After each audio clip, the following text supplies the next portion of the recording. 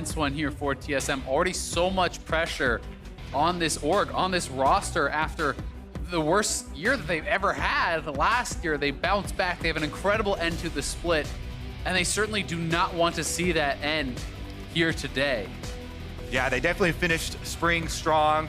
Playoffs here, still alive for them though. Banning out the Kindred, Taric, and Kennen this time around themselves even. And that first game for Cloud9, they've managed to buy themselves a free ban in the following games just by breaking out the Taric Sona every single time now. TSM has to respect that. They lose a ban that they would pay towards something else, and that's just an advantage Cloud9 have bought themselves in the draft. They will continue to target solo lanes, banning out Sylas, Lissandra, and Irelia, but TSM will first pick the Jayce yet again. And something that Crumbs was talking about on the desk is how important he feels it is to give Akaadian a preferential jungle matchup, to get him the Rek'Sai, to get him something where he can really get going. And it is the first big Jayce. We'll see if Cloud9 want to take that away or if Akaadian will be able to get his hands on it for the first time this series. Yeah, Jayce definitely is a powerful solo laner. So TSM already locking in, no matter who it goes to, some sort of pushing power early on to help Akaadian out. Maybe they go for jungle invades, try and set him up for success.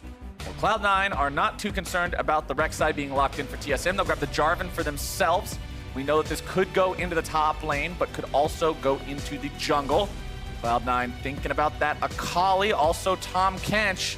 We know the TK can make those saves, and especially up against the Jayce, that global power, that split push shutdown. Exactly, just such a strong answer. Zeyzal played incredibly well on it last game, and because TSM likely want to play side lanes, this is a great answer for later. We do have double flex pick here for TSM. This is what they ran in game number 1, the exact 3 picks. It was Jayce mid in that game, but they do have the ability to swap this up. And I think that they should probably stick with Broken Blade on the Akali. This has been a great champion for Broken Blade, showcasing some of his individual skill on it. Cloud9 are going to go ahead and grab themselves the Gangplank here yet again. They'll take that one up there against that Jayce or that Akali. It's not going to be the tank versus carry style matchup from game number 1. Instead, Licorice is putting on those carry pants here yet again. It'll be very interesting to see if TSM wants to now, flex that Jayce up to the top at all because of that GP. I do think that Jayce is such a strong early matchup into GP and can have maybe even more early power compared to that of the Akali, where GP still does have the ability to actually trade back during Shrouds. And a lot of it has to rely on, yes, the Jayce can get an advantage versus GP and try and mine some turret plates, but the really breaking point comes from jungle dives. If you go up there, support whatever top laner you're trying to pressure that GP with, go for a kill early, dive him under the turret, that's where you can actually break open the early game against someone like that. And I think that would be huge. And you also have the added kind of wrinkle here of the ability to then swap who is actually matching up against the GP. If GP is against Akali and tries to get early MR for a Hextreaker, then all of a sudden Jayce is up there up against you, and it forces you into the kind of these more neutral builds where you have to look like something for Asterix instead of building armor or instead of building MR when you don't know what the lane assignments could be later on. Mid-game lane assignments can be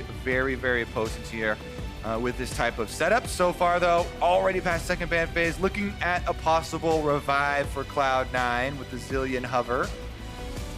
Thinking about Zilean with TK already locked in leads me to believe we're going to be seeing a mid lane Zilean unless we see some wacky shenanigans with different bottom lane picks. And they're stacking up some frustrating champions to deal with. Looking for kills. I know it. With both of those champions can be super hard, and sometimes you can overcommit.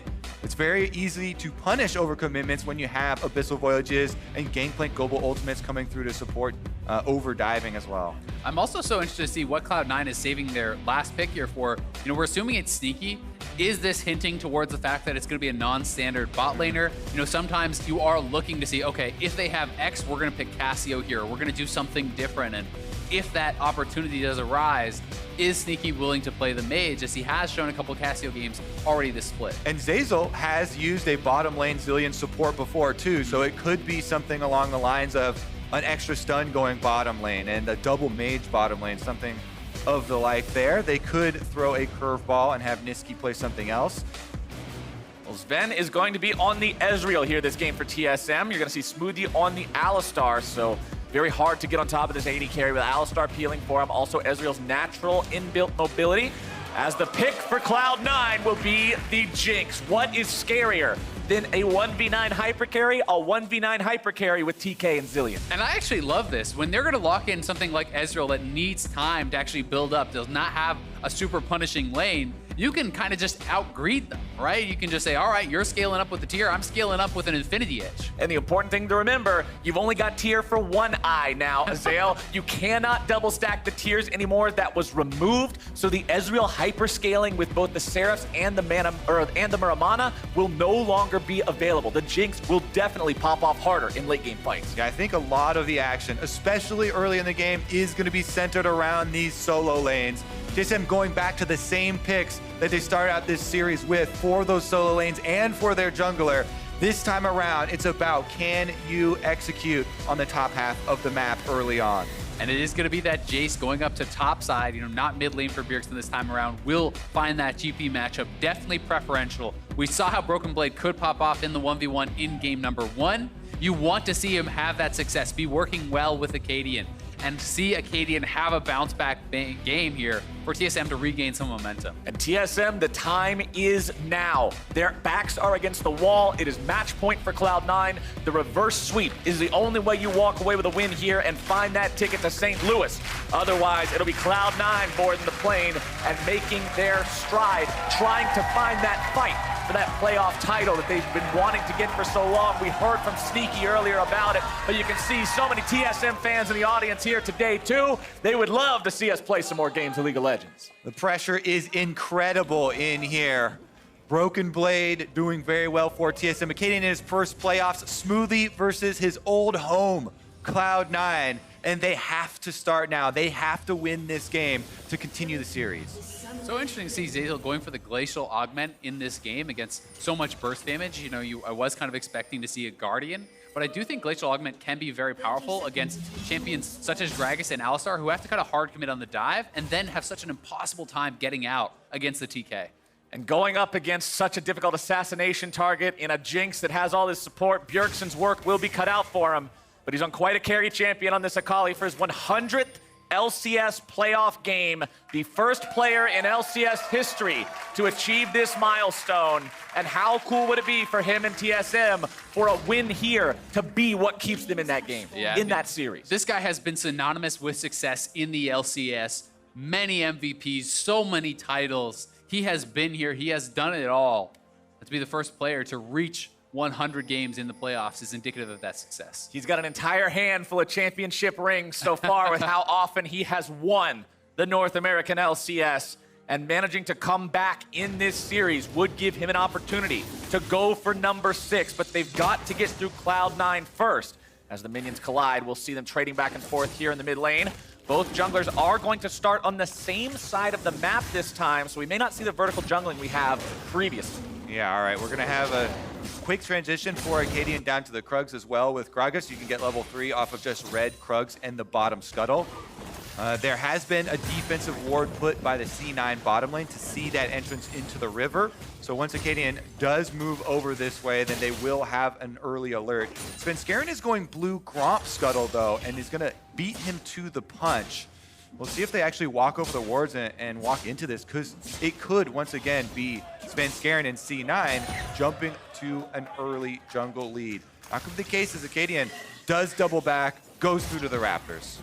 And this is opening up the opportunity for Sven to get a potential double scuttle here, as he does have that pushing mid lane. You can see Nisqy moving up towards that top side, and I think he's just going to go straight for it. He's going to get the level 3 actually from the Zilean passive before going to that scuttle. Really nice planning and adaptation there from Nisqy and Svenskeren, and Akaadian had to spend all that extra time to get 3 with his 3 camps. I also like just casually walking by mid lanes, as minions are dying, you get a little bit of boost in the early game. It really does help ever since the adjustment to experience in jungle camps. Here we go though, going immediately for the invade. And that's why this is so important. Whether or not you're just gonna tax the guy for a couple of minions for EXP in mid lane, or whether or not you've got the Zilean to give it over to you, if you're going to contest your opponent on the top side for either the crab or his second buff, the difference between 2 and 3 is massive. You saw Svenskeren scare Akaadian off of that blue buff. He doesn't want to get in the 1v1 right now, especially with Licorice having this priority, this control over top. And getting those early scuttles is always going to feel so good for the GP, because you are given a bit of pre-warning. He knows that Akaadian is there now, will be able to back off thanks to that scuttle, thanks to the ward in the river as well. I will point out, too, the difference in keystones for Svenskeren being the one piloting Jarvan this time around. Going for the Electrocute could signal that he wants to go for the Warrior Jarvan, earlier burst damage. And you can go for the 100% for kills early on, a little bit more presence than the later Conqueror plus Sunfire Cinderhulk style Jarvan. And it certainly has been the success for Svenskeren in his early game so far this series. He's going to find Akaadian now at the Gromp. And he is level 4, Akaadian level 3. Good interrupt. Yep, Akaadian making sure that he body slams Svenskeren. So although the damage comes through from the EQ combo, the knockup will not. It doesn't give him the extra opportunity to throw the auto attack there on the edge. Gragas' body slam does have priority over pretty much every other movement ability in the game. If you cast yours the same time they cast theirs, you're going to come out on top. And despite the fact that Svenskeren didn't get to take away the blue or the Gromp or anything like that, he spent all this time tracking Akaadian, and that is allowing Licorice the ability to actually push. And he's actually playing this matchup so aggressively, he's just autoing the minions to get the grasp proc ready, and then looking for the trade with the Q to proc that grasp. And he is the one bullying this matchup where he's supposed to be on the back foot, scared all the time about a potential Gragas gank. He's having free reign. And that's one reason why this is a guy who we have talked about, who everybody in the scene has talked about over the course of this split as being such a damn good top laner, especially for how new he is to the LCS, not being one of these guys we've seen for years and years and years. Licorice has popped off. And the confidence in him has been amazing to see evolve over the years. He's also grown into a leader for the team. Definitely deserving of a lot of the praise. Meanwhile, down on the bottom side, Nisqy and Zeyzal trying to push in the wave here. Rockets going off, able to block that lethal tempo as well. They should be able to finish off these recalls. Remember, Nisqy's goal is to just stay farmed, make sure you're relevant come the mid-game. You've got two members of your team in both Nisqy and Zeyzal whose entire job is protect that Jinx. You are the VIP, they are your secret service. These guys are going to make sure you are safe. So as long as you're farmed up enough to have the damage to make that investment worthwhile, you'll be fine.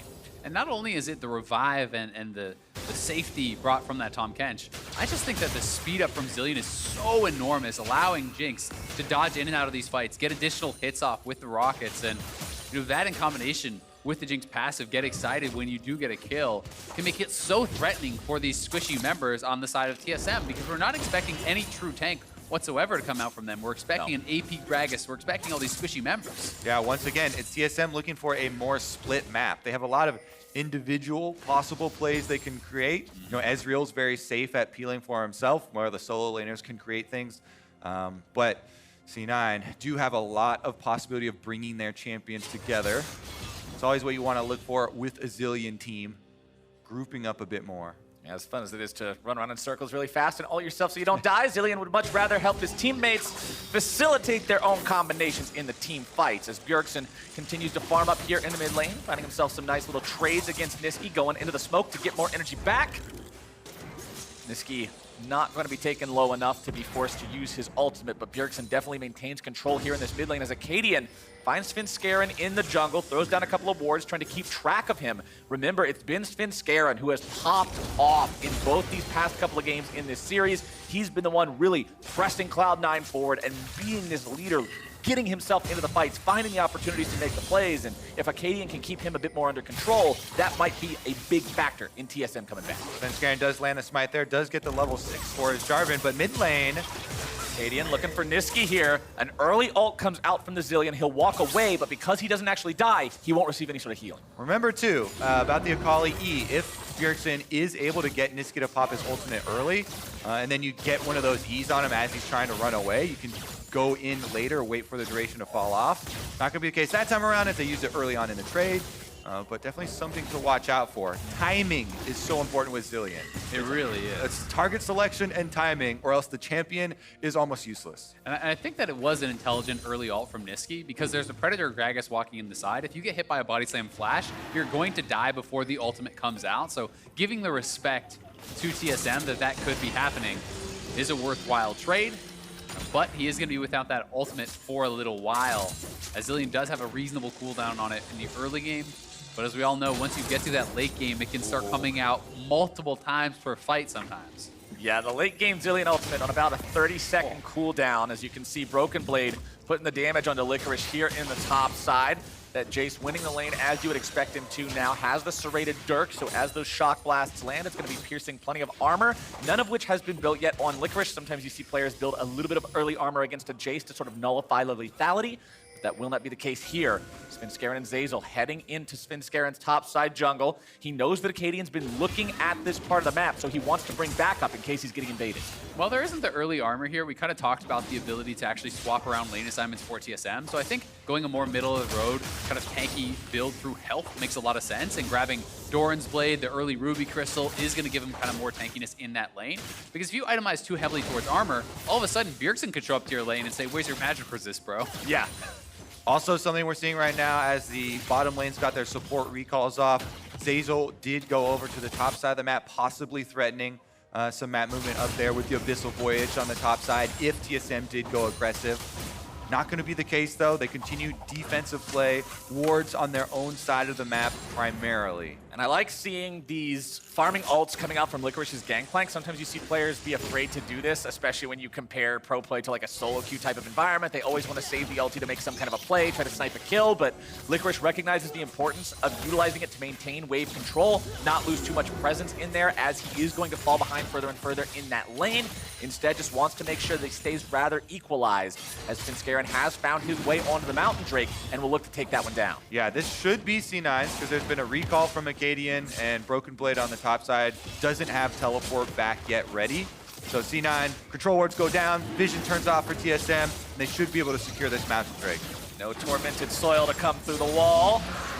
Svenskeren will secure that one for his team, and Cloud9 makes sure they grab themselves that first neutral objective. Mountain Drake means plenty of objective control as the game goes forward. It means the possibility of earlier Barons. It means greater ease in taking down turrets. And it also means, considering there's still 3.5 minutes till plates fall, the chance to get more of that money too. I think the ease of taking down turrets is pretty impactful with this actual team comp that they have, right? You have a Jinx who has such long range with the rockets. You have more access to those turrets already.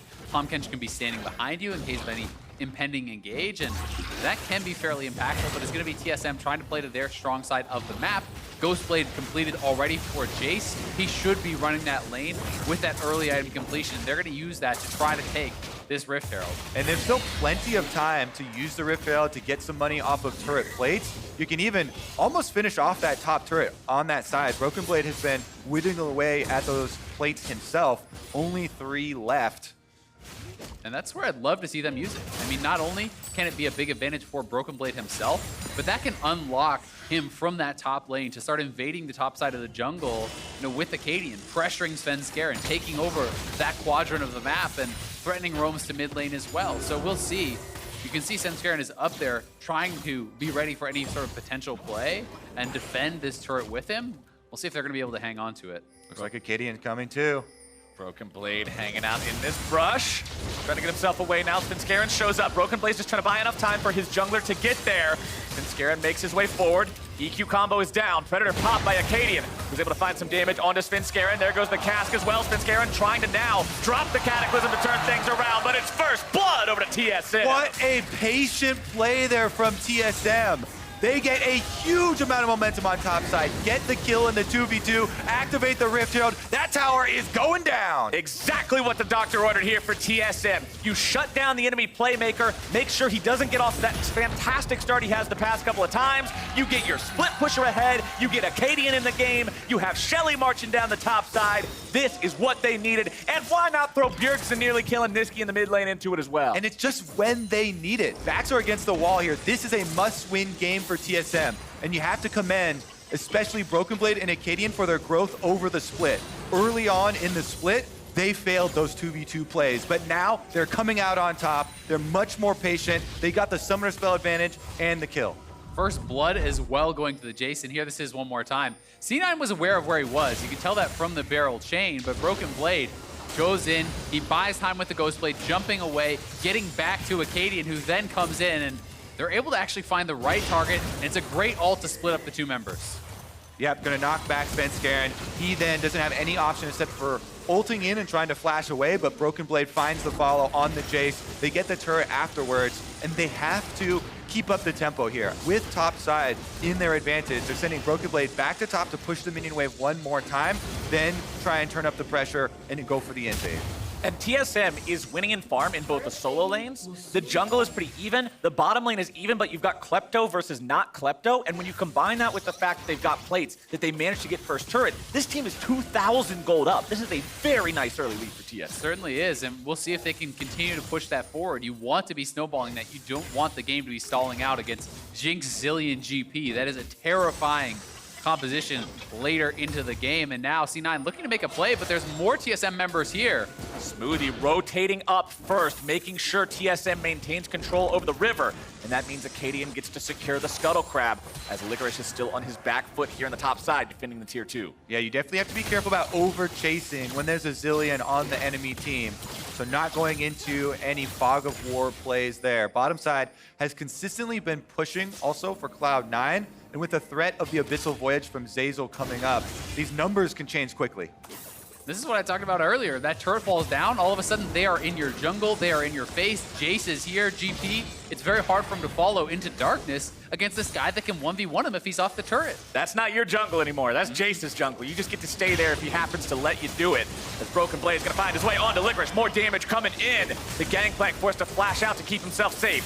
Bomb strapped to Bjergsen. Red buff going to be taken low. Accelerated Shock Blast will nearly kill Licorice. And that means TSM walk away with the red. I think C9 should have just given up that red buff, to be honest with you. You know, Licorice putting himself in danger costs him the flash, and they lose the buff anyway. That pressure should be transferred down to bottom side very quickly for TSM. This is an Infernal Drake. C9 know it. They're setting up their vision, and they're trying to take out these wards so that TSM can't use that top side victory in the red jungle to quickly take another objective. It is a recall for Broken Blade, level 11, another lethality item added here with Serrated Dirk on top of the Ghost Blade, and he is making a teleport towards the Infernal. It is teleport advantage for the side of TSM. Broken Blade coming down now. Nice damage onto Sneaky. True shot barrage. Sneaky's out of the fight. You have to abdicate this Drake. Yep, you land a couple skill shots on the enemy carry, and that's a dragon. Yeah, Sneaky having flashbacks to the last time they played TSM with that poke comp. The lethality Varus, you know, obviously a different situation, but oh my god, that early lethality coming through from the Jayce, so devastating. And normally we say a couple to talk about, oh yeah, some things hit him, but that was literally 2 shots that took Sneaky from 100% down to 25. The Shock Blast doing half the work. True Shot Barrage just adding a little insult to injury. And even though the focus right now completely on TSM in their must-win game, C9 still focusing on farming up late. Their Zilean, Jinx, Gangplank 5-on-5 possibilities later are their hope in ending out this series. They don't want to let TSM extend it. They want to move on right now. And you've also got to remember how much wave clear Cloud9 has in their kit, right? These are 3 really strong wave clear champions also. So it's going to be up to TSM to be able to find the opportunities to dive or force around neutral objectives. Because you cannot just walk up to a turret without a Baron buff and expect to take it against Zilean, Jinx, GP. But what you can do is walk up into the enemy jungle when you have a Jayce that is this far ahead, when you are Akaadian, and take total control over this area. Svenskeren not having the same kind of a game this time around that he did in the first 2. I mentioned it when we saw the first Bud play in the top side, but Akaadian coming out on top in that situation, making it so Svenskeren doesn't snowball himself early on, pays big dividends for this team. And now Broken Blade is making it happen yet again, but the cast will not be at the proper angle, and Licorice walks away. Licorice able to get the heal off there later while he's in the air, does not go down, does defend himself. TSM don't lose anything by continuing to dive the tower though. And this build is working out a lot better for Akaadian in this game. In game number 1, you saw him also go for this very aggressive Sorcerer Shoes, Oblivion Orb, Runic Echoes, Gragas build, but because the team was entirely so far behind, he just got blown up when he went into the fight. Because the game is much closer this time around, TSM still enjoying that 2,000 gold lead, this Gragas is actually very threatening. When he comes into the fight, you will take a lot of damage, regardless of who else is there. Especially when you combine it with the immense amount of poke that can come out of this lethality Jayce, right? You know, you saw Sneaky get hit to half health from 1 Shock Blast. That is easily within kill range from 1 combo of the Gragas. Cloud9 moving up now, recognizing their chance to maybe clear out some vision, but Sven's going to return some poke. Nice zap over the wall there from Sneaky to try to equalize a little bit of that. Svenskeren works his way towards this bottom lane here as well, but Akaadian is also pathing down. Nisqy trying to trade back and forth. Autos with Zven. Akaadian coming around the side. He's popping the Predator. He knows something is up. Svenskeren wants to get himself away with the blast cone. He doesn't target himself into the pit. Bjergsen's making his way over now as well. Svenskeren has flash. Recognizes that he doesn't have to use it. Zeyzal's there to keep him alive. Makes it into the waiting arms of Zeyzal. Does get hit with the two-shot barrage on the way out, though. So that damage bar is going to give TSM extra pressure on the turret because there's not a lot of life for them to defend with. Yeah, and Nisqy going to be alone on the bot side. They're now taking this pressure down to the bottom side of the map. They're taking away this jungle. You can see Nisqy having to be quite safe in how he actually approaches this turret. Just now walking up to try to collect some of the CS. And Akaadian grabs the blue buff as well. They deny that from Cloud9. They keep it away from Nisqy. Svenskeren didn't have a smite to even try to fight for it. Remember, while C9 do have very good denial tools in the Zilean ultimate, in the Tahm Kench, they do not have sustain for healing back up afterwards. So you may be able to escape with your life, but if everyone is chunked down too low, then you still might lose an objective anyway. Definitely possible, and this next Infernal I feel like is going to be such a critical part of the game. Giving over double Infernal to TSM, who is so many members building AD, building AP, that is an enormous advantage. For, oh my god! Man, you want to talk about some advantages. Zven finds a kill onto Nisqy for free. We'll get a replay of that one here in a moment. But Cloud9 giving away kills like that. TSM recognizing the opportunity to take them. They're up 3,000 gold now, looking for even more from this bottom lane tier 1. Yep, Zven's got his Murmana completed here, transformed. Iceborne Gauntlet is in full effect. Akaadian comes through to help them get the turret afterwards with Demolish going down. That is going to be it. Tier 1 turret falls in the bottom lane. TSM continue to maintain control over this game. They've got that 3K gold lead, and they've got 30 seconds to get ready for the Drake. And thankfully for C9, Nisqy will still be back up for this, but here it is one more time. Zven straight in, hits the Cutlass. He just gets one combo pretty much. Yep, hits every single skill shot there, is going to be able to find the kill. Back to the scene of the Dragon, though. 13 seconds on the arrival. I don't know if C9 can even challenge, to be honest with you. They have no vision in that area, really, besides the scuttle. It's going to be pretty dangerous checking forward into it. They really do not want to give up a double Infernal, though. If TSM can win this handfully, they could potentially even go to the Baron. Here comes TSM. Broken Blade with a nice shock blast over the wall. Going to find the health bars of both Nisqy and Sneaky. The Zilean nearly killed. True Shot Barrage will find him, but critically, it does not pop the ult. Nisqy goes home with 5% HP, and TSM will take the Drake. That's going to be it. You do enough damage. Even if you don't get a kill, you get the objective. And TSM lands poke damage, forcing the Zilean ult, forcing him back to base, finding that extra percentage increase to their damage output. That is 2 Infernals stacked on top. And they're going to be so happy about the spawns of those dragons when they have this early advantage to be able to get those Infernals to try to combat the power that C9 will certainly have later is going to be huge. And it's like you already said, this isn't a team that's 2 guys that like an Infernal and then 3 meatballs. Everybody's dealing out damage on this squad except Alistar, but that is still so much pain coming out of the side of TSM. And if you're a TSM fan, you like the way this game is looking. The first couple of games looked a little rough, but the squad is doing an excellent job bouncing back here in this third one. Broken Blade and Akaadian specifically. Akaadian with that Morello Nomicon completed means even any heals that might come out from the side of Cloud9, mostly just the Gangplank orange as well as any lifesteal that might be built, will not be nearly as effective. Nisqy is the next target. Broken Blade waiting around. Not going to overextend, though. You can see the vision control really doing a lot. And Zeyzal coming up the river here means there's too much defense. So some good restraint shown by Broken Blade there. Gets the damage poke off, but does not forfeit his life.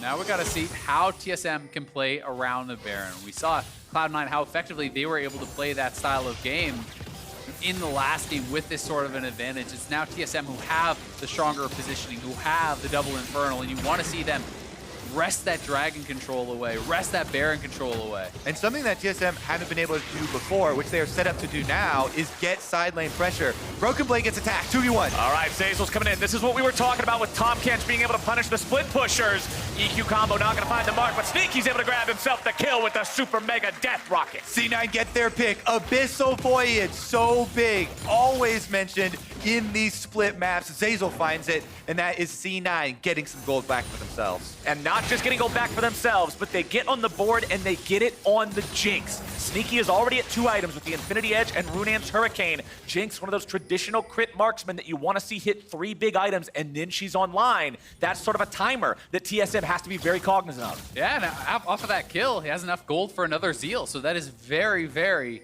close to that kind of dangerous point in the game. And it's C9 who do have control around this Baron, trying to clear out some wards, maintain that for themselves. And they're another member on the map right now. This is so critical every single damn Svenskeren time. It's Nisqy being taken down super low, but never actually killed. The ultimate never gets to proc the heal, and TSM is doing so well at making sure this Zilean is just completely suppressed. Again, the damage done. You get an extra amount of pressure, and TSM needs to keep that pressure up for the rest of this game. All lanes are trying to push ahead. Threatening a dive here. Akaadian's charging up. Smoothie over the wall might be able to make something happen here as well. Svenskeren looking to come back around from the other side. Akaadian going to be taking a lot of damage, taken very low, having to get himself away. Sidestepping away from the rocket, goes into the stasis. The bombs come down, the damage goes out, and there goes Akaadian, but mid lane turret will also fall. That is jungler down for TSM, but Broken Blade pushing heavily on the top side of the map, trying to chip away at this turret. They're now TPing in behind him. They're going to try to corral him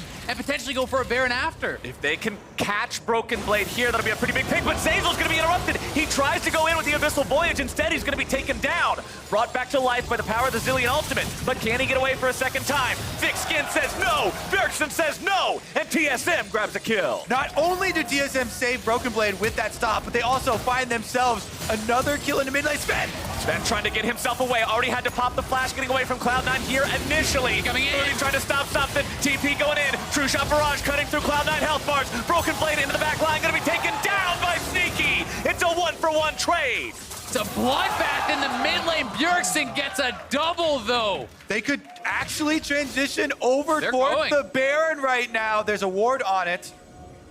This is going to be risky. Smoothie is fairly low, but they're starting it up. It looks like they're going to commit. I mean, there's no flash on Sneaky or Licorice. Licorice has no ultimate either. Gangplank cannot just fire the barrage in the pit to make this one cancel out.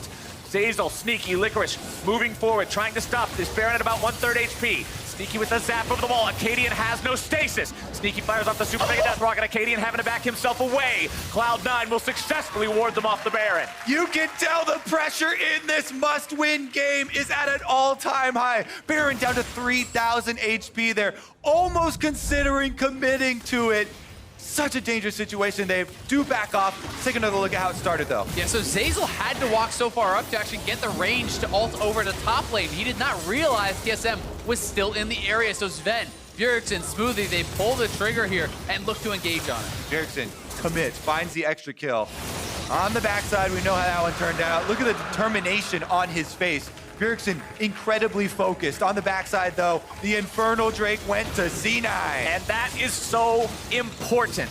The difference between a 3-0 Infernal comparison compared to a 2-1 comparison is massive, especially since the first ones are weighted so much more heavily now. Cloud9 closed a pretty big gap there. And you've got to check in on this gold lead. It has not been expanding really here for TSM since that first turret did get knocked down on the top side of the map, and that was a good 10 minutes ago. This is now Jinx, GP, Zilean closing in on those 2-3 items for a lot of these guys, and their team fight is becoming monstrously strong. The mantra they've been chanting, farm for late, farm for late, is starting to come true here. Sneaky in the mid lane, trying to get a little bit more on this Jinx. Zap's coming out, but when you compare what a Zap looks like to what Broken Blade's able to do with some lethality, it's not too scary just yet. Svenskeren looking to go in, able to find the dump on multiple people. Broken Blade's already down, and Cloud9 find the attack. Smoothie barely getting himself away, but it's 2 dead on the side of TSM, and C9 heads for the Baron. The huge engage for Svenskeren, he just bottles him up, and Sneaky and Nisqy knock him down. Huge turning point here. Can they actually force TSM to face check? Nisqy throwing out some bombs. Right as I said that Sneaky's poke didn't look quite like TSM's, that doesn't matter. They don't need the poke. They've got the hard engage. And with the teleport coming in, Cloud9 goes for Baron. Yeah, Sneaky TP's back. They are starting this up, and it's going to be TSM resetting. They will not contest this Baron. And now Cloud9 at match point with the Baron buff in their back pocket is going to be so big. It's up now to TSM to make a play. To Bjergsen, this 3-0 Akali to make something happen. We've been praising TSM for such a well-played early game so far, but now 28 minutes in, we're back to an even point in terms of gold, and we're to a point where Cloud9 now has the advantage in terms of momentum. Baron buff up on 5 members. They've set everything back to a neutral state, and they did it through this. Look at this clutch team fight by C9, choosing their moment. Sneaky, getting them on the run, grouping them up. The Licorice ultimate slowing them for Zven to get the perfect Cataclysm and find the rest of the kills. Nisqy then has an easy time layering those bombs in, and now it is a Baroned up C9 looking to come take their toll. Yeah, the AoE there is just so powerful. You have GP ult layered with the AoE ultimate from Svenskeren, rockets hitting everyone, double bombs hitting all those members. 2 turrets already knocked down. Remember how powerful the C9 siege is, because Jinx is on 3 items, has an incredible amount of range, and 2 people to protect her. What you just saw on screen is why we caution against that late game from this squad. C9 now melting through the turrets. And Sneaky knows, even though he's at half HP, he's still not in imminent danger. He's got the Zilean and the Tahm Kench right next to him at all times. He can stick around long enough to take down the turret and disengage. And remember, he did go 3rd item Bloodthirster instead of another Zeal item, so he can deal better with that poke. If he gets access to 1 wave, 1 camp, that is Jinx healing right back to full off of that. And I really like that tech choice, considering what you're up against, considering the weaknesses you pointed out earlier where you don't have a Sona or a Taric or something like that to keep you topped off. This could be the difference between a push lasting forever or having to go home after 1 wave. The big shield also helps out a lot with burst damage from Jayce and Akali looking to finish you. So many of these fights we've seen TSM poking down a C9 member and forcing them back to earn an objective. Look at that gold graph.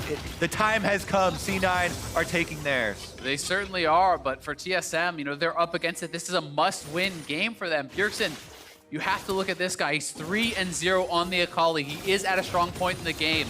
Certainly someone who can take over a team fight and make a big play, and that's what they're going to be looking for as he's keeping in very far behind. Bjergsen coming in to try to make some sort of a flank happen, but Cloud9 has the opportunity to still do something before he makes his way into the fight. Smoothie's going to be the target, taken very low. Ultimate keeps him alive for now. A lot of damage on Cloud9, and here comes your janitor, baby! Mop and bucket at the ready. It's Bjergsen on cleanup duty. Svenskaren's going to be taken low. Sneaky's going to be taken down. Zeyzal drops next. Svenskeren with the flash away, but Bjergsen is spinning that come all the way around. TSM will find their fight. When they need him most, the former MVP comes through, teleports in, and TSM pick up 4 for 0. Game 100 in the LCS playoffs for Bjergsen, not willing to have it end in a loss.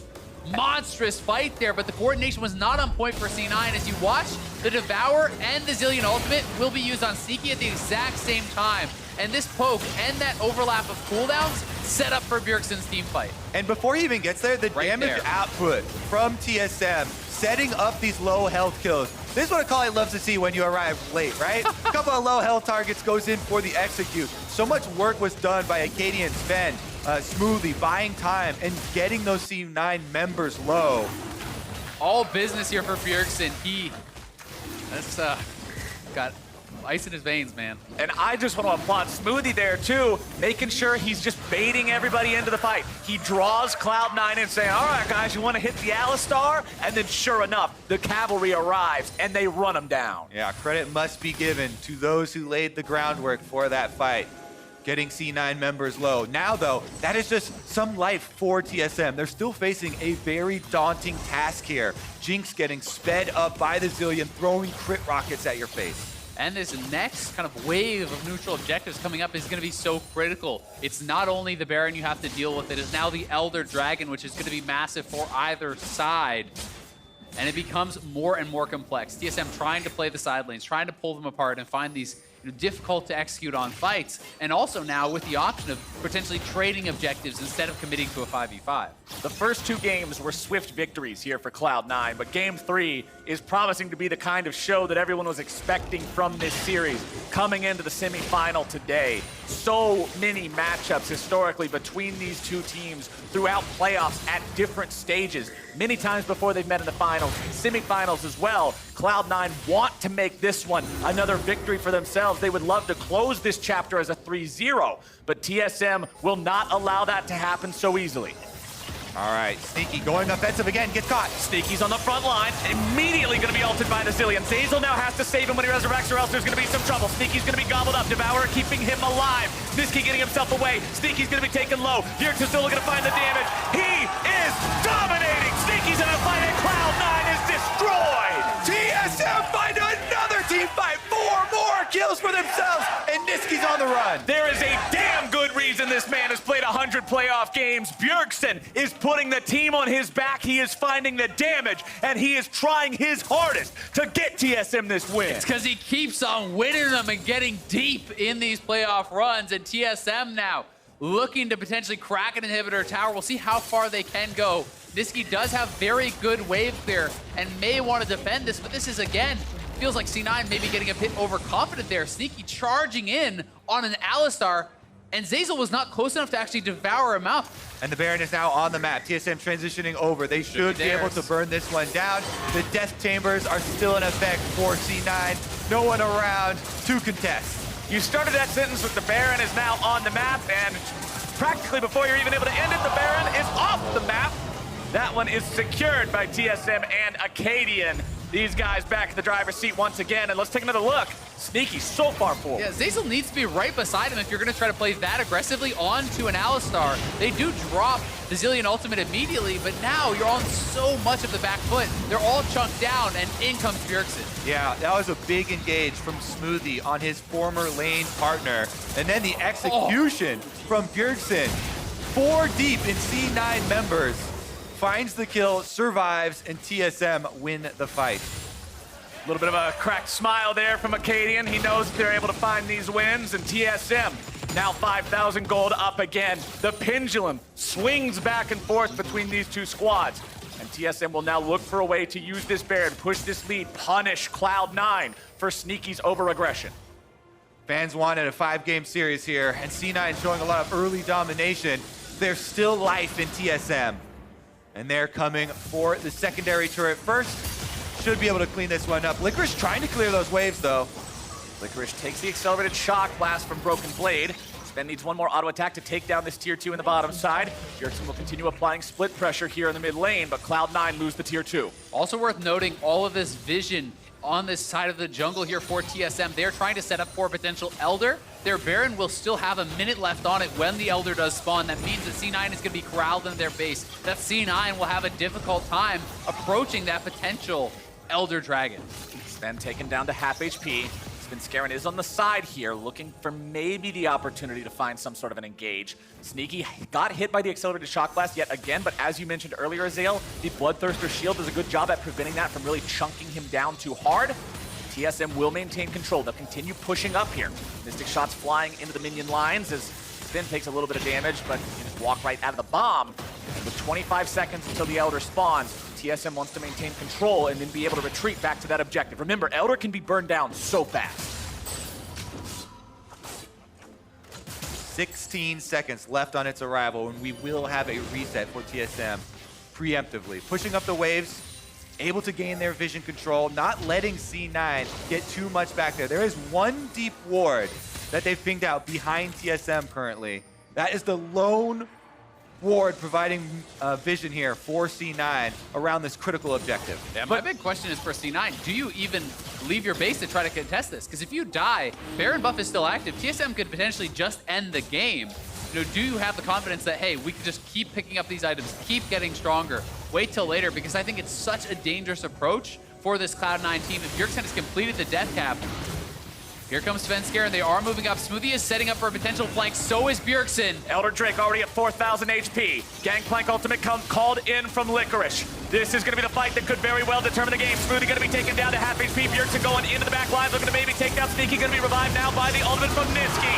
The dragon is slain by the side of Cloud9, but can they find the fight? Licorice has already been killed off by Bjergsen. Cloud9 still looking to find even more. Zven getting himself away over the wall. It is a 1-for-0 trade. TSM have won the fight, but they lost the objective. It's the smite again from Svenskeren, time and time again. He is the one coming up on top.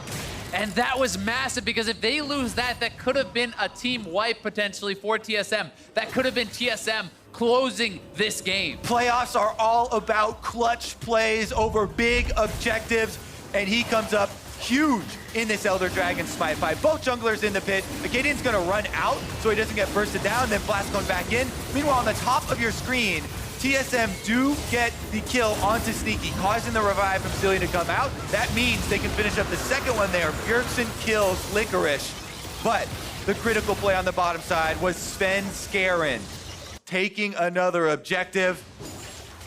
Yep, and he knows that that's got to be a frustrating one for him, losing that smite fight. TSM had to back off, had to give respect to that power of that Elder Dragon buff, and now it's C9 again. Their time to run the map. So many items have come through. This is almost a full build Nisqy. He just needs that stopwatch into a GA, but C9 can group up, can siege, and look to really posture forward on this map. Right now, they're actually ahead of Bjergsen here, who's trying to make the escape on Akali. Very mobile champion, should be able to get out with no vision from C9. Cloud9 walking into pretty dark territory here. Have to be very careful about that. You face check an Alistar, somebody gets thrown up into the air, all of a sudden Bjergsen's dashing and slashing across your whole team. You've got some serious problems. Sneaky though with that stopwatch. Important to note, although it is not fully completed into a Guardian Angel, that item could be the difference between winning and losing a team fight if deployed properly. Sneaky pushing up with the Elder Dragon burn, putting some rockets into the turret. They'll take that one down, no problem. And that is the 5th turret acquired by Cloud9. They'll tie that count up. And Jinx is such a monster in the late game. The extra range from your rocket form doing so much to allow you to take objectives like that, plus getting the poke out. Zilean constantly going for the speed up, and Nisqy finding that poke. I think that range differential is partially why Zven has gone for this triple lifesteal build, to be able to just constantly heal it back up. He knows he's going to be taking so many of these trades that are towards Nisqy's side. He has a Bloodthirster, a Mercurial, as well as the Gunblade. This guy is going to lifesteal straight back to full if you do not kill him dead. Now, Elder Drake has expired from the side of Cloud9, so that means TSM does feel a bit better about taking a fight. And if we're talking about taking fights, well, one will surely break out here soon, as Baron will be alive in 3 seconds. Both teams having enough damage on their compositions to shred that one almost immediately. As Nisqy will continue clearing out the wave here in the mid lane. You can see 900 damage crits onto those minions. Broken Blade will eat a single rocket there. Not a crit, fortunately for him, in the side of TSM. Yeah, Nisqy actually did end up selling his stopwatch for the Hex Shrinker here. Wants to be able to survive against Akaadian and Bjergsen, and there's also the Locket, there's the Knight's Vow, there's so many items coming through to support him. And the next biggest objective is the vision just leading up to Baron. Right now, Cloud9 already have the power over this river, and that gives them power over the game. They're dictating TSM around the map. They have to use all of these tools they have to constantly check the Baron, constantly poke into the fog of war here. And you can't afford to make a late game mistake. 40 minutes into the game here with game number 3 on the line. Whoa, look at that lifesteal though. Nisqy immediately right back up to full, right back Smoothie's up to full for a fight shield. from the top. Bjergsen's trying to get himself away. Here comes Smoothie. Coming in from behind. Able to find the knock up onto 2, but not onto Nisqy. That's going to be the critical target. That's going to be the guy you got to look out for. Smoothie's going to be taken very low, taken down. Licorice grabbing himself the kill. Zeyzal's not going to be killed himself. Thick skin, not even needed to keep him alive. And Cloud9 is on the Baron, but Broken Blade is pushing up the mid lane. Bjergsen has no ultimate. It would be so hard for TSM to try to take this fight. We'll see if they commit to it.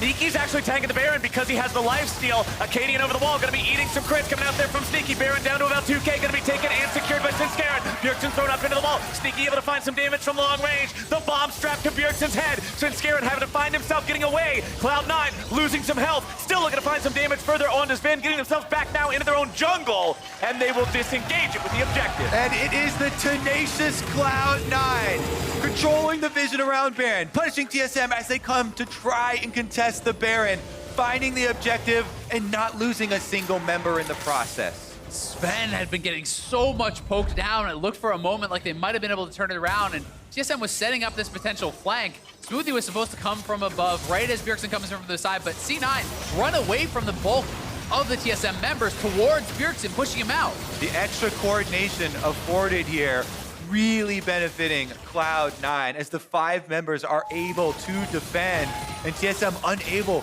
to get the timing correct on their collapse there. Yeah, and Licorice doing a great job again zoning them out.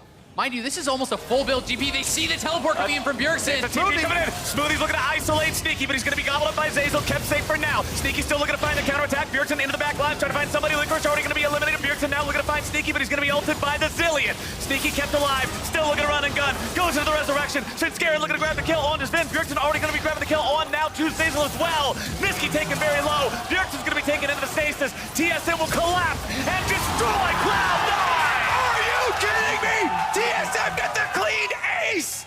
They're going to try to end their TPing to bot lane. They just want to push this straight up. Their timers are long enough. I think they've done it. There's 40 seconds until Licorice and Zeyzal are alive, and that still means nobody else will be there to help them. TSM with that flank have surely found their victory. TSM never give up on the game, consistently looking for that play. They find it, and they're going to head straight through bottom to the next game. Tier 3 turret, down. Inhibitor number 1, down. Nexus turret number 1, down. Nexus turret number 2, down. TSM straight into game number 4. 9-0-6 for Bjergsen. He put the team on his back this game. It felt like such an incredible performance in some of these team fights, but TSM so resilient to hang on and to find ways to win these team fights, approaching from so many different angles and making it so much of these little skirmishes instead of a straight up 5v5. That game was a brawl. Consistent. Give me 2 more like that. Give me 2 more like that. Oh yeah. Zven also did not die for TSM. The TSM carries putting out so much damage. This Ezreal remaining mobile, landing a lot of the poke in a range disadvantage there. It's just such big stuff and such a clutch moment there for TSM to stay alive. I mean, it was insane. This was essentially a full build for most of the C9 members. They had this ultimate late game 5v5 comp, it felt like, but TSM was able to pull them apart, to section out little parts of the fight. So you have Nisqy over the wall, awkwardly fighting a little 2v2 there, and then you have Licorice on the side getting killed off by people, and they're just getting segmented in so many different ways. TSM played these fights out incredibly. And especially in that last fight, the collapse, the flank that came out from Smoothie, they immediately have to blow everything on the side of Cloud9 to try to save Nisqy, because all of a sudden you're saying, wait, Sneaky's in the middle of 5 people, panic button, panic button, panic button. And by the time the smoke settles on down, the button don't work. We can't do anything, and it means TSM grabbed the win. The State Farm Analyst Desk are ready to break down how we bounce back in game number 3 for the side of TSM and continue towards game 4. Thank you very much, gentlemen. We're going to game 4. Oh, my God. Oh, my God. It came down to the wire, but TSM bought themselves some life in this series. And before we go all the way back through this game and the many ups and downs it had for both teams, I want to take a look at that final fight. How TSM came out on top and ultimately pushed us to a 4th game in this series. And so a big thing is that the Akali teleports, and she's going to be flanking in this battle. And while the Gangplank flashes out, an amazing cast out of Akaadian puts him right back into the team. So it's already a 4v5. I mean, they had the tools all game long, and you saw them constantly fishing for Smoothie flanks, combo with Bjergsen flanks, with Akaadian barrels. And this is finally the fight where all those elements came together, and they could split up the fight into different areas, make it so that you're not fighting straight front to back versus GP Jinx, and blow up one of those hyper carries instantly. Right, there wasn't enough threats on C9's side with the Zilean being so far behind. He gave all the farm to Jinx, and when your Zilean isn't doing damage, you don't have to pay attention to the Zilean. So they marked the Gangplank, got him killed instantly, and then you just see Bjergsen running through the entire team like, I'm coming for that Jinx. The only person left the only one he cares about. Like, he ultis through the Jarvan. Even though Jarvan did a really good ulti to try and zone him, it just didn't matter. It's Akali. I want to give you a fun fact about Jarvan in the playoffs so far. His record is 1-8. Oof. Stop picking Jarvan, guys. Stop it. It doesn't work. This is not the Jarvan region. Go back to Rek'Sai.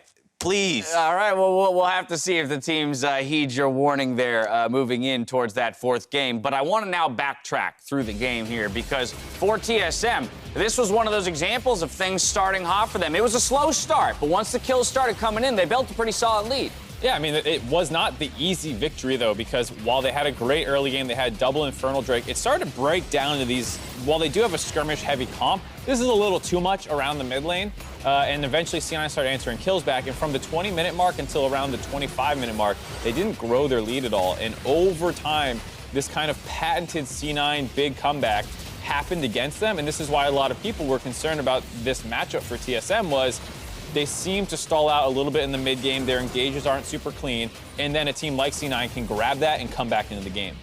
You see the beginnings, though, of that scoreline for Bjergsen right there, picking up a double kill. He'll follow that up with a couple incredible fights. But to your point, Mark, right around the 27-minute mark, that's where C9 really turned it back on. They grab a 2-for-0 in the mid lane and put themselves right back in it. And this is why people love Jarvan. You can combo and make these amazing plays happen. You get 3 people trapped in the Cataclysm, everybody else dogpiles on top of it, and it looks amazing. And that's what gave Cloud9 the window back into the game. We're thinking, oh, wait a minute, they're coming online. This is what they can do. How is TSM going to respond? But they kept spreading themselves out, understanding that that is the C9 win condition. And as long as you don't position yourself to get trapped 3 people in the Cataclysm, you're going to be fine. I mean, TSM already talking strategy, looking ahead towards Game 4. We'll see what they decide to keep from this game and what they decide to change.